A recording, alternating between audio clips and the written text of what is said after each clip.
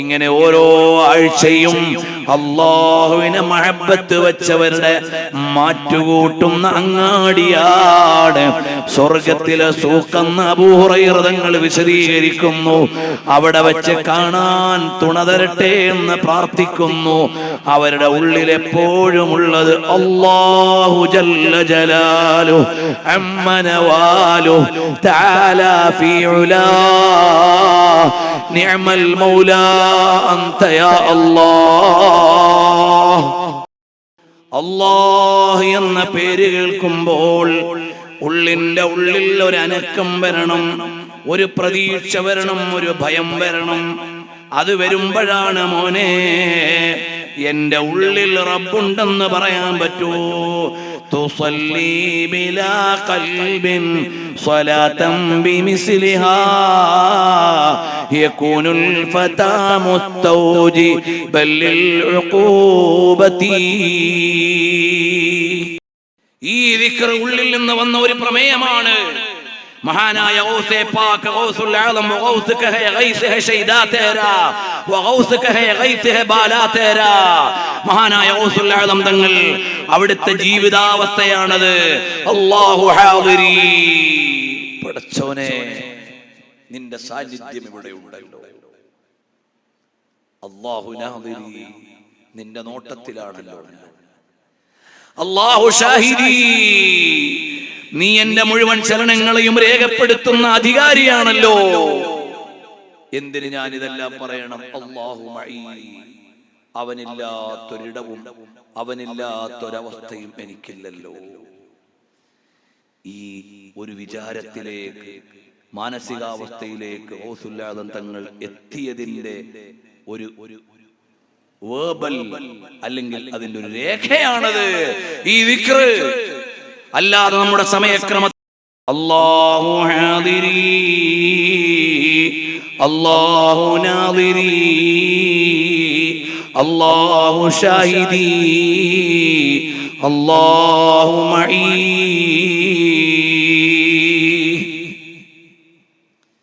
ഇത് നമ്മുടെ ഉള്ളിലുണ്ടാകേണ്ട ഒരു വിചാരമാണ്. ഇതൊരു മുഅ്മിൻ എത്തിച്ചേരേണ്ട ഒരവസ്ഥയാണ്.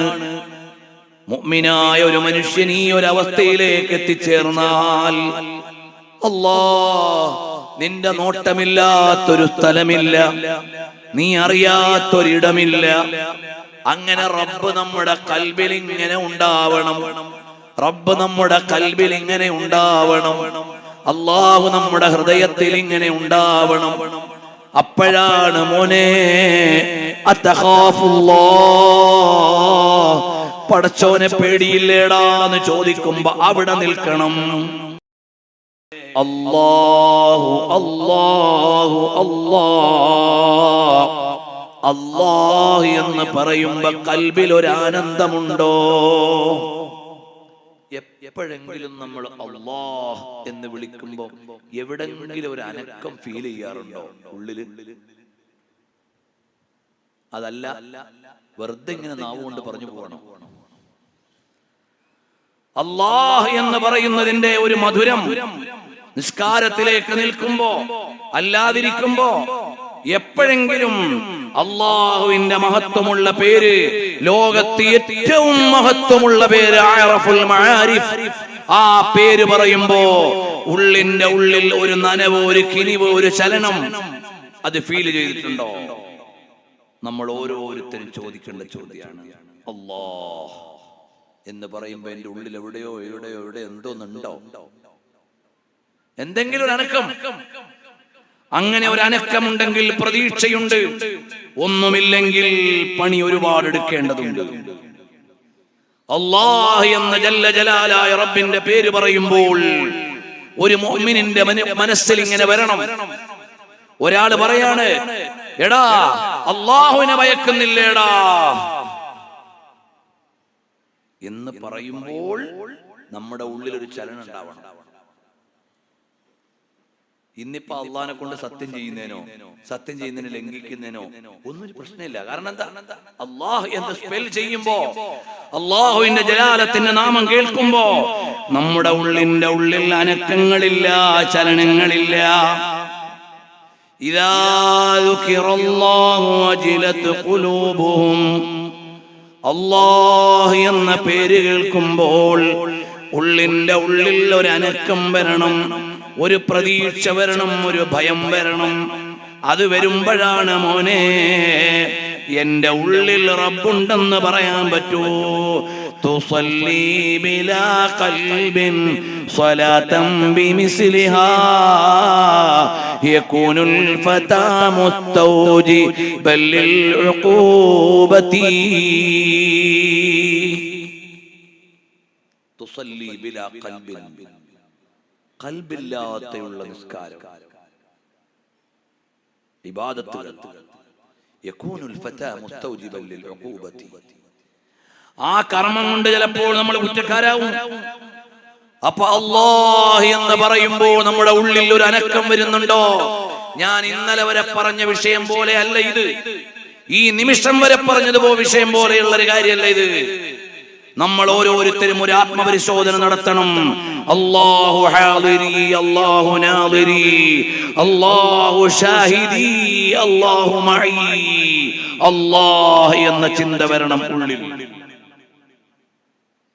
ഈ ദിക്ർ സമയമുണ്ടെങ്കിൽ 111 എല്ലാനും, സമയമില്ലെങ്കിൽ 11 എല്ലാനും, തിരക്കുണ്ടെങ്കിൽ 1 എല്ലിട്ട് അതിന്റെ മൾട്ടിപ്പിൾ പറയാനുള്ള സാധനം അല്ലത്.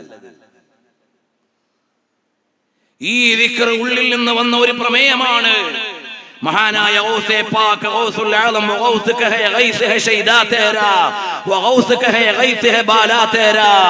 മഹാനായ ഗൗസുൽ ആലം തങ്ങൾ അവിടുത്തെ ജീവിതാവസ്ഥയാണത്. അല്ലാഹു ഹാദിരി, പടച്ചോനെ നിന്റെ സാന്നിധ്യം ഇവിടെ ഉണ്ടല്ലോ. അല്ലാഹു നാദിരി, നിന്റെ നോട്ടത്തിലാണല്ലോ. അല്ലാഹു ഷാഹിദി, നീ എന്റെ മുഴുവൻ ചലനങ്ങളെയും രേഖപ്പെടുത്തുന്ന അധികാരിയാണല്ലോ. എന്തിന് ഞാൻ ഇതെല്ലാം പറയണം? അല്ലാഹു മഈ, അവനില്ലാത്തൊരിടവും അവനില്ലാത്തൊരവസ്ഥയും എനിക്കില്ലല്ലോ. ഈ ഒരു വിചാരത്തിലേക്ക്, മാനസികാവസ്ഥയിലേക്ക് ഗൗസുൽ ആദം തങ്ങൾ എത്തിയതിന്റെ ഒരു വേർബൽ അല്ലെങ്കിൽ അതിന്റെ ഒരു രേഖയാണത് ഈ ദിക്ർ. അല്ലാതെ നമ്മുടെ സമയക്രമത്തിനനുസരിച്ച് പ്ലേ ചെയ്യാനുള്ള ഒരു മന്ത്രമല്ല. അല്ലാഹു ഹാദിരി, അല്ലാഹു നാദിരി, അല്ലാഹു ഷാഹിദി, അല്ലാഹു മഈ.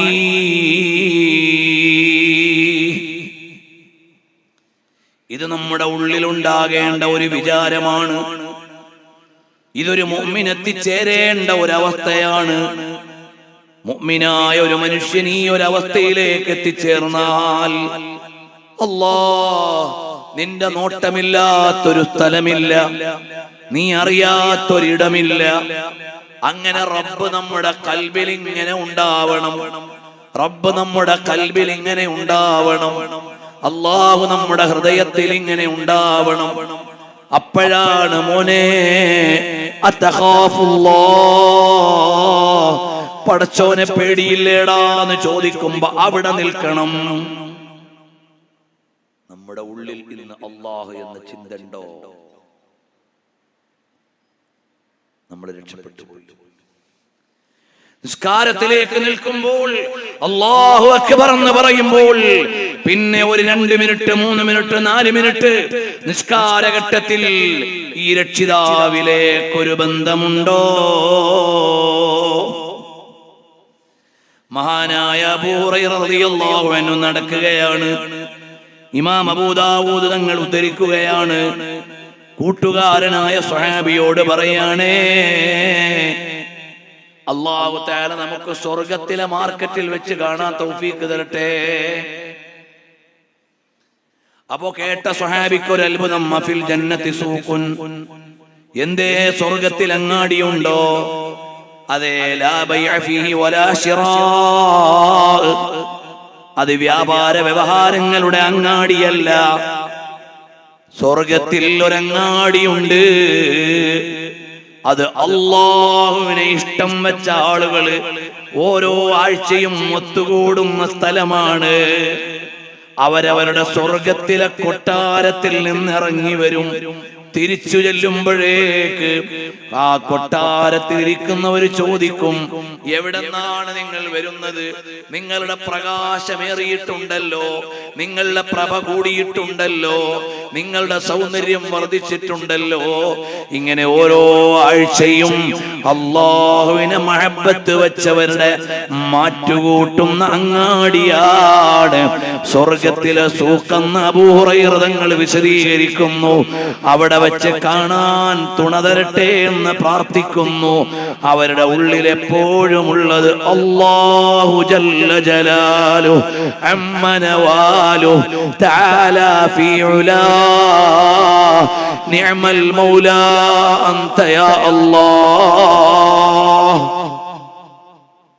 അല്ലാഹുവിനെ കുറിച്ച് ആലോചിക്കാൻ ഒരു അല്പസമയം വേണം.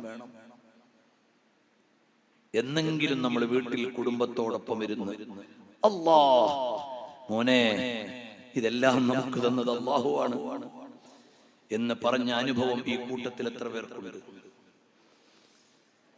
മക്കളെ, ഈ വീട് തന്നത് അല്ലാഹുവാണ്, ഇത് മുഴുവനും തന്നത് അല്ലാഹുവാണ്. ആ ജല്ല ജലാലായ റബ്ബ്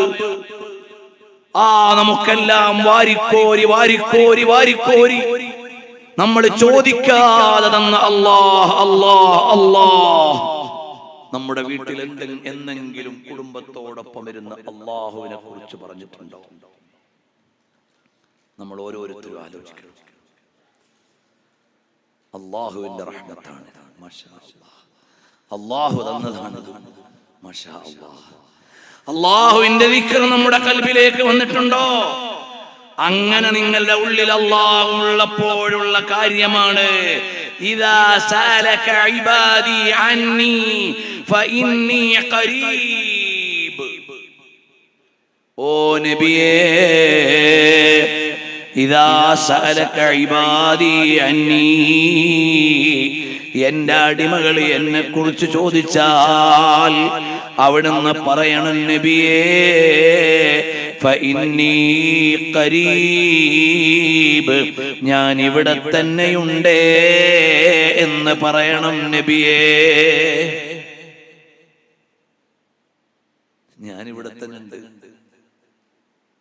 ഉദ്ഉനി അസ്തജിബ് ലക്കും, ചോദിച്ചോളൂ ഞാൻ തരാം, ചോദിച്ചോളൂ ഞാൻ തരാം, ഞാൻ ഇവിടെ തന്നെ ഉണ്ട്. എത്ര വലിയ ഔദാര്യാണ് അല്ലാഹു തആല പറഞ്ഞത്.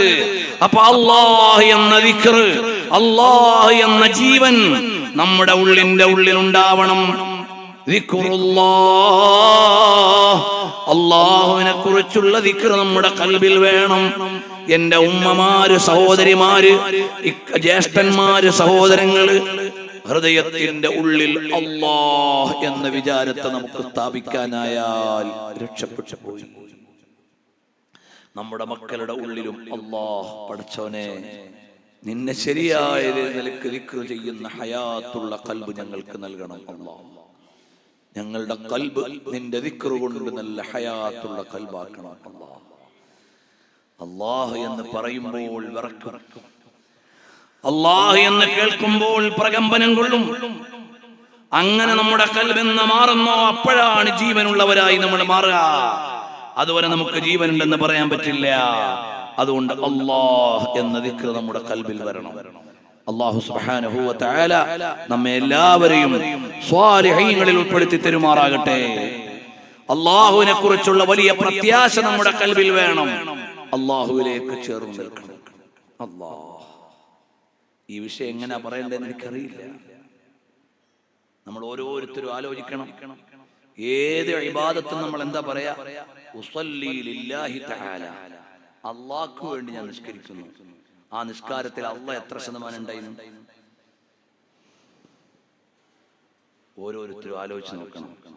ഉസല്ലി ലില്ലാഹി തആല, അല്ലാഹുവേ നിനക്ക് വേണ്ടി ഞാൻ നിസ്കരിക്കുന്നു. അല്ലാഹുവിനെ ദിക്ർ ചെയ്യുന്ന ഒരല്പസമയമെങ്കിലും അതിലുണ്ടായിട്ടുണ്ടാവും. നവൈതു സൗമ ഗദിൻ ലില്ലാഹി തആല, അല്ലാഹുവേ നിനക്ക് വേണ്ടി ഞാൻ നോമ്പെടുക്കുന്നു. നവൈതുൽ ഹജ്ജ വ ഹറംതു ബിഹി ലില്ലാഹി തആല, അല്ലാഹുവിന് വേണ്ടി ഞാൻ ഹജ്ജ് ചെയ്യുന്നു. അല്ലാഹുവിന് വേണ്ടി ഞാൻ ഉംറ ചെയ്യുന്നു. അവിടെ എല്ലാം പ്രധാന പ്രമേയം എന്താ? അല്ലാഹ് എന്ന ദിക്റാണ്, അല്ലാഹ് എന്ന ഓർമ്മയാണ്. ആ ഓർമ്മ ഖൽബിന്റെ ഉള്ളിന്റെ ഉള്ളിലുണ്ടോ? അല്ലാതെ കേവലമായ ജാടകൾക്കൊരു വിലയുമില്ല. ഈ സ്നേഹപ്രപഞ്ചത്തിൽ നിന്ന് നമുക്ക് കിട്ടേണ്ട ഏറ്റവും വലിയ നിധി എന്താണ്? അല്ലാഹുവിനോടും ഹബീബ് സല്ലല്ലാഹു അലൈഹി വസല്ലം തങ്ങളോടുമുള്ള മഹബ്ബത്താണ്. അപ്പൊ ഇന്നാ ലില്ലാഹ് എന്ന് പറയുമ്പോൾ ഒരു മുഅ്മിനിന് റിലീഫാണ്, ആശ്വാസം. നീ തന്ന കുഞ്ഞ് നീ വിളിച്ചപ്പോൾ ഞാൻ നിനക്ക് തിരിച്ചു തന്നു. നിന്നോട് അവലാതി പറയാൻ എനിക്ക് അവകാശമില്ല, നീ പരമാധികാരിയാണ്. നീ തന്ന ഉപ്പ നീ വിളിച്ചപ്പോ തിരിച്ചു വന്നു, അവലാതി പറയാൻ ന്യായമില്ല. അല്ലാഹുവേ, എന്നെയും നീ തന്നെയാണ് പടച്ചത്, നീ വിളിക്കുമ്പോൾ ഞാൻ വരണം. ആരോടും പരിഭവപ്പെട്ടിട്ട് കാര്യമില്ല. നിന്നെ കാണാൻ പറ്റുന്നൊരു കോലത്തിൽ എനിക്ക് ജീവിക്കണമെന്നേ ഉള്ളൂ. വേറെന്ത് പറയാനാണ്? നീയാകുന്ന രക്ഷിതാവിലേക്ക് ഞാൻ വരണം. ആ വരുമ്പോൾ നിനക്കിഷ്ടപ്പെടുന്ന ഒരാളായി വരണം. ബിലാൽ ഇബ്നു റബാഹ് തങ്ങൾ പറഞ്ഞതുപോലെ ആനന്ദത്തോടെ ഒരു മരണം കിട്ടണം. അല്ലാഹു നമുക്ക് കബൂൽ ചെയ്യട്ടെ.